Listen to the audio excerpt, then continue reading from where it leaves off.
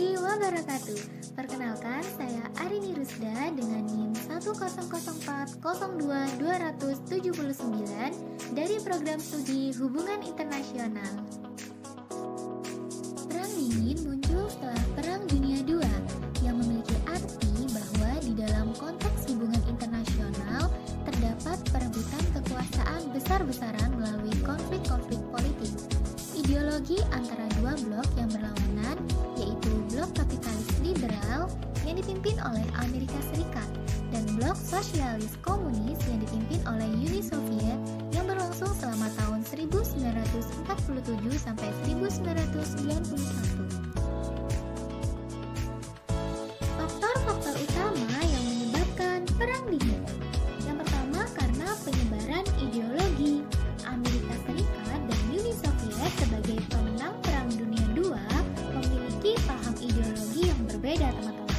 Amerika dengan ideologi liberal kapitalismenya dan Uni Soviet dengan ideologi komunisnya. Yang kedua, karena keinginan untuk berkuasa. Amerika Serikat dan Uni Soviet berkeinginan menjadi penguasa di dunia dengan cara-cara baru seperti Amerika Serikat memberikan pinjaman modal ke negara-negara yang berkembang. Dan yang terakhir, karena kebijakan ekonominya. Di sini saya menggunakan teori kontemporer dalam teori kritis. Teori ini dapat untuk mengidentifikasi hubungan kekuasaan karena dalam teori ini melahirkan teori lingkungan serta mendobrak nilai-nilai yang dibawa tradisional dan tentunya juga populer di masa Perang Dingin.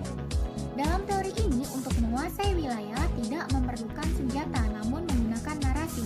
Karena menurut saya, seperti contohnya proxy war yang terjadi pada masa Perang Dingin, tidaklah menggunakan kekuatan militer tetapi perang melalui berbagai aspek kehidupan berbangsa dan bernegara. Baik melalui politik, ekonomi, sosial, budaya, juga termasuk hukum. Misalnya bisa menggunakan narasi yang disebarluaskan ke wilayah tertentu. Dan memang di dalam Perang Dingin menggunakan beberapa senjata seperti nuklir dan bom atom, namun tidak sampai untuk digunakan. Sehingga teori kritis sangatlah masif jika digunakan untuk menganalisis konflik ini.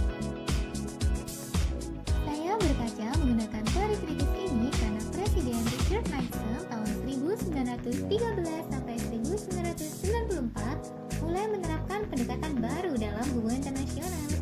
Kita melihat dunia sebagai tempat bermusuhan, bipolar. Dari analisis yang saya lihat, beliau menyarankan untuk menggunakan diplomasi daripada aksi militer untuk menciptakan lebih banyak kutub. Beliau mendorong PBB untuk mengakui pemerintah komunis Tiongkok. Lalu tahun 1972 mulailah menjalin hubungan diplomatik dengan Beijing. Dan pada tahun 1989, setiap negara komunis lainnya di wilayah negara berkembang di tempat-tempat seperti Grenada dan El Salvador yang dikenal dengan doktrin Reagan mengganti pemerintahannya dengan pemerintahan non-komunis. Tepatnya bulan November, tembok Berlin yang merupakan simbol yang paling terlihat dari Perang Dingin selama beberapa dekade akhirnya dihancurkan. Hanya lebih dari 2 tahun setelah Reagan menantang Perdana Menteri Soviet dalam pidatonya di gerbang Brandenburg di Berlin. Sehingga pada tahun 1991, Uni Soviet sendiri telah runtuh, maka berakhirlah Perang Dingin. Sebelum saya akhiri, ada sebuah pantun. Jalan-jalan ke bandara, tidak lupa membeli makan. Demikian analisis dari saya. Jika ada yang salah, mohon dimaafkan. Terima kasih. Wassalamualaikum warahmatullahi wabarakatuh.